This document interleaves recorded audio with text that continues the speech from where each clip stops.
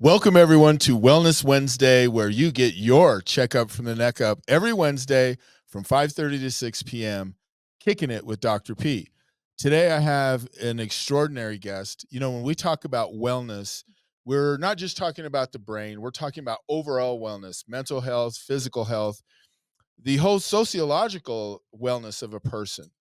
And today, we have Katie Hilborn, who is the executive director of Compass Rose International. And you started this organization several years ago. I'm going to let you tell the story, but what I know, I think is fascinating that you were in Nepal and kind of doing your thing and trekking, and you uncovered some things going on there that weren't quite above board. And I'm reading your bio, I'm reading the information about what you've done over the last several years. And by the way, people, she's been honored alongside people like Barack Obama and Jane Goodall and just a lot of great humanitarians. And so I feel honored to be here with you.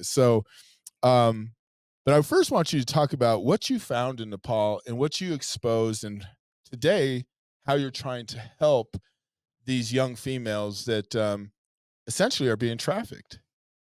Yeah, gosh, it's been a long journey. So in 2015, we were in Nepal delivering disaster relief aid. If you recall, there was a series of three devastating earthquakes in 2015, and it happened within a 2-week time span. And then in the 3 months that followed the earthquakes, there was 450 independent aftershocks. Oh, wow. So the country was just in complete terminal turmoil. Yeah. I think that well, I know the earthquake destroyed 50% of the country's economy, and 1 million homes were destroyed. 10,000 people died. So it was a very devastating uh, earthquake. And through my charity, at the time, my charity was called Global Orphan Prevention, and we were already working in the country for several years, working with widowed and abandoned mothers. Mm. And so I was familiar with the terrain and the landscape and the people. And so when the earthquake happened, I mean, it was a no brainer. I hopped on the flight as soon as I could and went to the country to see how I could help. Now, at this moment, I mean, they just were totally ill equipped to deal with the earthquake. I mean, I think that thousands and thousands of tons of international aid was just sitting idle on the tarmac at the airport. And so they just didn't know what to do. And so therein, li- uh, therein was born what the media dubbed us the guerrilla humanitarians. Mm. Like the guerrilla fighter, Sure. you band together and take matters into your own hands. And so that's what we were doing. I was just, joining forces with other nonprofit leaders, Everest mountaineers, because it was during Everest climbing season in late March. And so we just organized our own expedition. We were buying tarps, rice, medical supplies, hiring jeeps and porters, and then going into the earthquake impact zone, delivering disaster relief aid. So that's how it started in Yeah. 2015. Yeah. And I remember the year 2015 well. That was the year we won the Super Bowl with the Broncos. Not to compare the two, but for me, I remember that year. And now that you bring it up, I do remember the earthquakes. But you were able to uncover some practices in Nepal there that really fuel. And what we're going to get to today, we're going to talk about the gala that's this Saturday night that you've put together on a regular basis to raise funds for this group. But talk to us about how you came upon or kind of tripped upon what you found to be trafficking of these young adolescent females. Yeah, so it was a wild uncovering. So, towards the end of the summer, 3 months had passed. Now it was about August of 2015, and we went to basically the last village that we were helping, again, delivering rice and tarps, and when we arrived, we discovered that there was all these missing children. And we knew, ahead of time that this was a heavy hotspot for trafficking, so we did suspect, Yeah. but we decided to conduct our own undercover investigation, and my Nepali friend, Dr. Lakshmi Tamang, and I, we pretended we were working for the World Food Program, and we were trekking household to household collecting, data, uh, about earthquake relief, Yeah. and, but behind closed doors, Lakshmi. So Lakshmi is indigenous Nepali. She's Tamang, and the girls that were being taken are indigenous and they're Tamang. And so she was able to really build trust. And so we were trekking household to household, and we're going up steep Himalayan, windy Sure. road, cobblestone staircase, Yeah. literally emerging above the clouds. And this was happening over a few days. And every house we went to, we said, "Where's the missing girls? Where's the missing girls?" And at the bottom of the mountain, nobody's talking. Um, they're very afraid. Yeah. But then we get to the top of the mountain, and, through relationship building, they finally say, "Oh, the politicians at the bottom of the mountain are taking our indigenous girls from the top of the mountain and selling them to Indian brothels." Mm. Uh, Well, yeah. yeah. So when you found out that information, what was your initial reaction? Like, were you thinking, "Wow, how are we going to, digest this and process this, and what are we going to do?" Because to me, like, where are the missing children? For me, that right there is a concern. And then when you find out maybe the local politicians are playing a role in this, then the issue is a lot deeper, right? So what did you start to do at that point? Right. So, basically what we suspected came to light, and we said, "Okay, well, how do we stop this?" Yeah. And so I remember we were in a hut at somebody's home, and we're talking dirt floor, tin roof. I think, people live on $2 a day there. It's below the $2 a international. day, I'm moving. Let's go, Danny. Yeah. Yeah, right? Um, but yeah, so I mean, it's below the international poverty line, so Mm, they're all farmers and yeah. things like that. And, so there was a group of family in this home, and a few families, and I said through a translator, "How do we stop this?" And actually, it was so beautiful. This young teen girl comes out from the shadows, and through a translator, she says, "We need education and we need jobs." And I mean, I intuitively knew that was a solution, but how I approach my humanitarian work is called soft power. You just ask the right questions, and the people you're helping come up with the Yeah. solution. Yeah. Yeah. So through that, you've created this gala this weekend that is, we're hoping that we can get everyone out and sell all the tables out. How are we doing with that so far?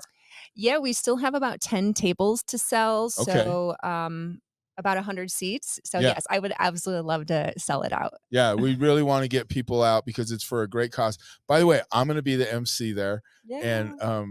as a matter of fact, it's going to be fun. It's going to be humorous. It's going to be fun, but it's for a really serious and topic that we need to address in the U.S. too, because it's a growing concern in the United States. It even reached my family recently when I heard that an extended cousin knows somebody that had been trafficked in Southern California from a different country. So it's becoming something that's becoming more and more mainstream news. But Yeah. tell us what you put together in terms of this gala on Saturday night and what people can do to help. Yeah, thank you. So we're having our 5th annual gala this Saturday night at the Ritz-Carlton at 5 p.m. I can't believe it's been 5 years Yeah. already. Yeah, so it's gonna be a beautiful event. We're gonna have traditional Nepali dancers and band during the cocktail reception, of course, silent and live auction, 3-course plated meal, open bar, and of course, Dr. P is our MC, so it's gonna Yes, be a sir. really fun event. Hope you Yeah. can join. Yeah. And when we talk about mental health and wellness on this show, typically it's what I want people to understand is mental health is far reaching. I mean, it's, obviously in all over the globe and all over the world. But I think COVID really gave so many people Mhm. a pause to look at themselves, look at how they communicate with each other, how they interact with each other, and how mental health affects their life. And so when we look at an issue like trafficking of adolescent females, um, to me, that really hits the target when we talk about mental health, because why is there a market for this? Why is there people that want and drive this market? And that's part of mental health. I think that if we can address that, too in our society. And I don't necessarily mean your group and your organization, Mhm. but I mean us as psychologists, us as sociologists and therapists, to understand why is this there a need for this? And when we do that as well, when we understand what the need and what the call is to fuel this market, then I think we have a chance to really attack this on both ends. Does that make sense? Yeah, and I mean, you're absolutely correct.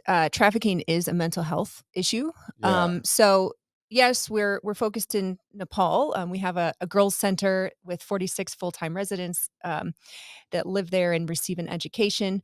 However, trafficking is happening right here locally, and Denver is actually a hotspot for that. So the trafficking hotspots in America are, I hate to say it, based on easy exit points. So, Mm-mm. I mean, we have like 3 or 4 highways here in Denver that connect to 4 different parts of the country.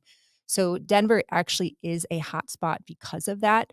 Um, and even like you might know this, but the Super Bowl, maybe we don't want to get political here, but that's No, one we're of the no, biggest we're producers. a we're Yeah. free. Go ahead and say it. Yeah, I mean, the Super Bowl is one of, like, the biggest, events for human trafficking, out there, and they know it. This Super Bowl was the first Super Bowl in all in history where they actually took out a public service announcement condoning it, which I'm very proud of that. Wow. Yeah. Wow. So think about that. As we talk about Super Bowls every week, I was part of Super Bowl 50 that we won with the Denver Broncos.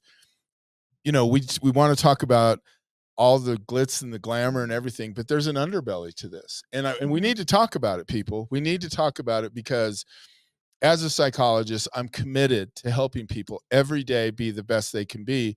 But sometimes we have to expose maladaptive behaviors, things that are going on in our society that maybe people want to sweep under the rug, but it's going on. I mean, these adolescent females are someone's child. Mhm. There's someone's brother, sister, and there's someone's relative. And I just think it's really important that we talk about this. And I'm really looking forward to Saturday night because I think that one of the things you've done is you've illuminated this in a way that so many of us are getting involved. I mean, my background is athletics and academics, um, and in the business world too. But when I heard about your mission and your cause and what you do, like I'm all in. Like anything I can do at any time, and anybody I can empower and get to support your Mhm. mission and vision is powerful because we've got to get better people in our society. I was talking to my girlfriend today and she used this word. She says our society in general in the United States is in decay.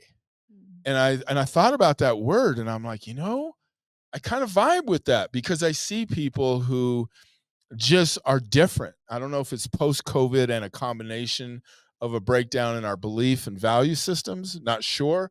But man, we are in decay on many levels. And the best remedy for pain, internal pain, is to give and to help others and to share with others. So I'm going to attack this decay with Mhm. any way I can help your organization. And for the listeners and viewers out there, tell us more about tonight.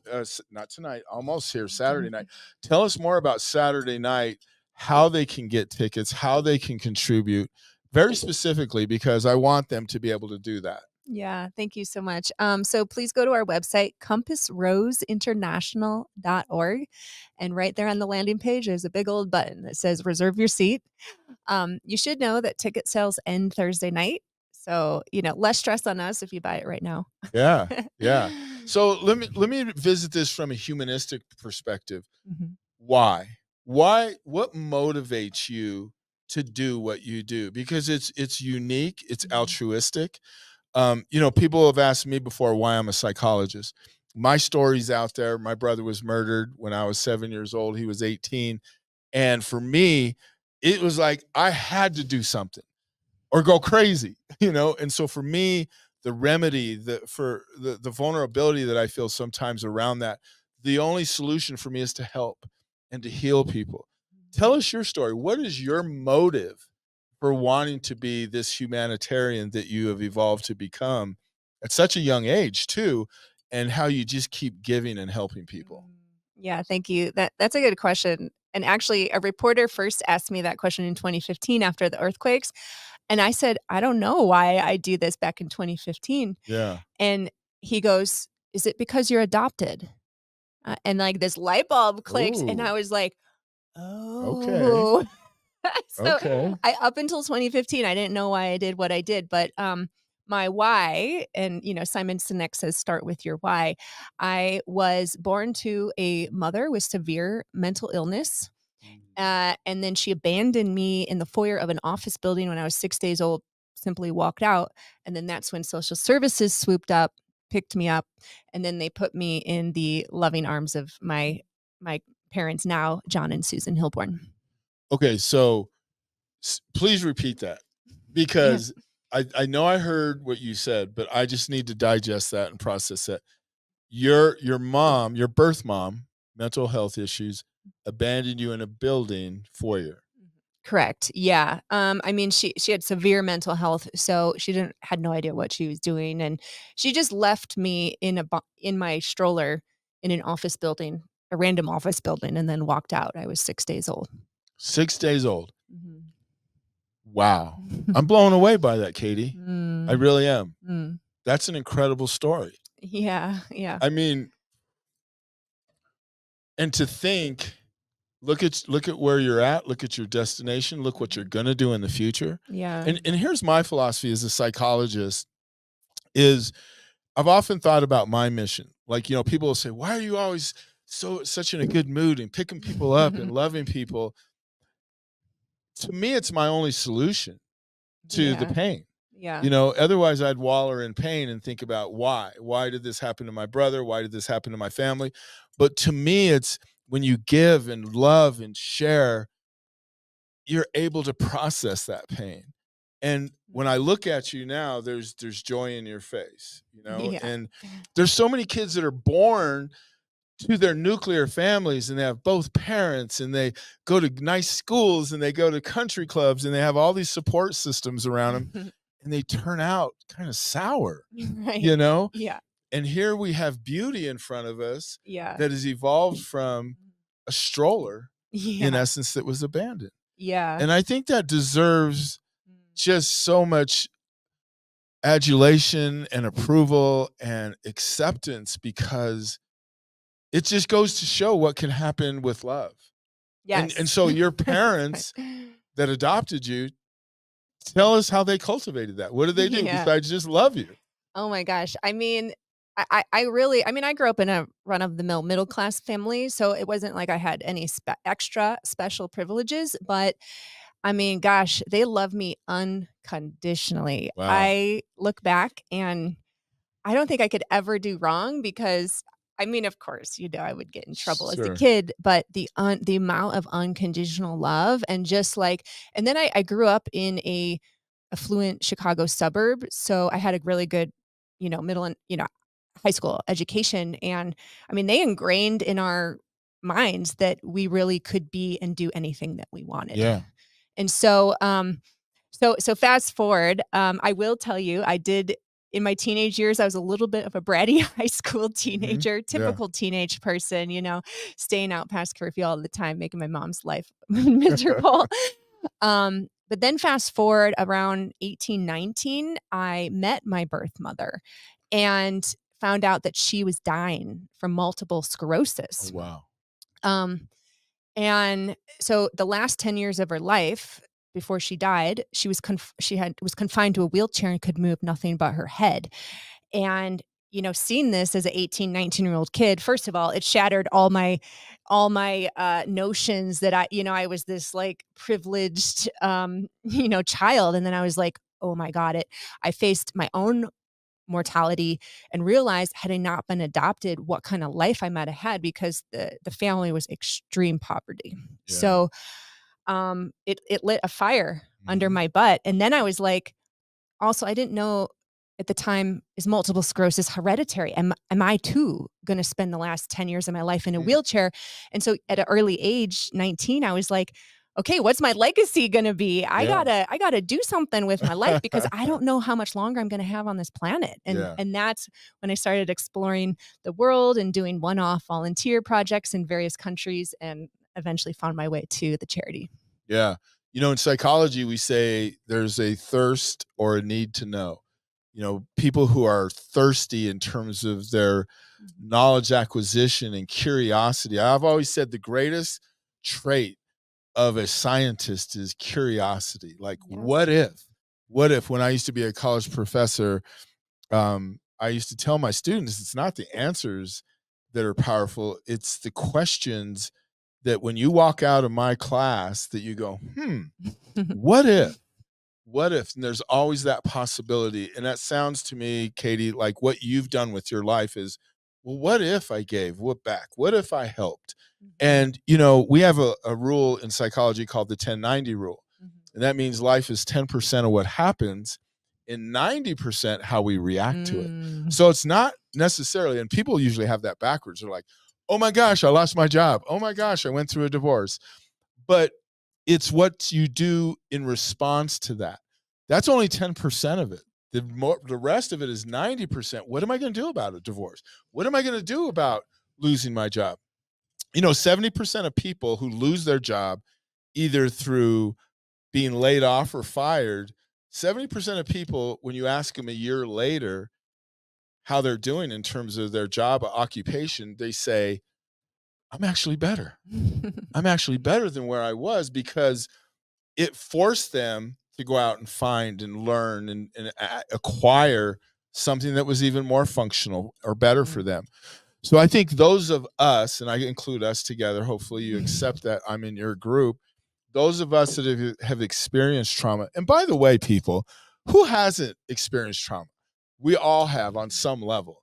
And so those of us that are siblings of murdered people, we go through it. Every time I have a friend that her sister was murdered, shot in her own apartment. I couldn't believe how that conjured up memories for 3 months for me. And my brother was murdered 40 years ago. So it's amazing how trauma just impacts our everyday life. But for those of us that have experienced it, and adoption, I mean, I'm not an expert on adoption, and I'm not an expert on the psychological implications of that, because in essence, it looks like you've turned your life into beauty and sharing. By the way, Tupac Shakur said there's beauty in the struggle. So there's nothing wrong with struggling, Yeah. and there's beauty in every struggle, and you chose to find it. And I love that about your story. I didn't know that you were adopted, and it doesn't put you necessarily at a disadvantage. In this case, maybe at an advantage. We don't know, but I think it's really cool that you got to meet your birth mom. You Is she still alive? No, she died when I was 20, so I'm Okay. 41, Okay. 21 years ago. Okay. So did she play a role in your inspiration at all? Well, very indirectly. Yeah. So, I mean, I met her a few times back in my 18 to 20, but because I watched her die, Yeah. that indirectly was like, okay, I got to do something with my life. And you talk a lot about purpose, and I mean that's like at 19, I was like, what's my purpose? Yeah. Yeah. Your purpose is to lead this organization that you are. And tell us one more time before we leave about Saturday night, the name of the gala, how you can get tickets, and for Okay. this such worthwhile cause. Yeah. Yeah. Yes. Please join us. It is a worthy cause. We support in Nepal, but we're also supporting here with Denver Teen Women. We just had a conference 2 days ago in which Dr. P was one of our keynote speakers. And so we do support locally. Yeah. The Ritz Carlton, go to compassroseinternational.org. And then right on the homepage there, you'll see a button to buy tickets, and it's going to be a super fun event. And then stay for the after party. It's an electronic dance party with circus and frick frack blackjack. It's going to be a lot of fun, all right there at the Ritz. Wow. What's an electronic dance party? So Quit laughing at me back there, Danny. it's a DJ called the Duchess, and she does house music. So Okay. it's going to be All that kind right. of dancing. Well, I once Taught Janet Jackson a few moves, so I'll have to Yeah. show you Yeah. guys on Saturday night. But don't worry if you're not into electronic music, during the gala itself, we're gonna have a traditional Nepali band. Yeah. No, it's going to be awesome. It's going to be fun, but we're also going to help, her organization raise funds for this worthwhile cause. And without ending on a downer, let me just say this, people. Let's take this seriously, because trafficking is really an international issue, and it's something that, for me, I want to contribute more and more as I get older and older in my career as a psychologist. For those of you who watched me for a while, you know what I've done in Super Bowls. You know what I've done in national championships. You know what I've done with organizations. But now in my career, I want to give back. And I really think all of us, if we could give, and it doesn't have to affect you directly, it doesn't have to affect your family directly, but just know that we're all in this together. We really are people. We are people, and we should always help each other any way, shape that we can. And when you help each other, that's called self-transcendence. You transcend yourself, you help others, and when you give to others, it lifts your mood, your brain comes alive, all the neurons are firing, and we're rocking. Thank you again for being here, Katie. We'll see you next time on Kicking It with Dr. P on Wellness Wednesdays. Thank you for having me. Absolutely.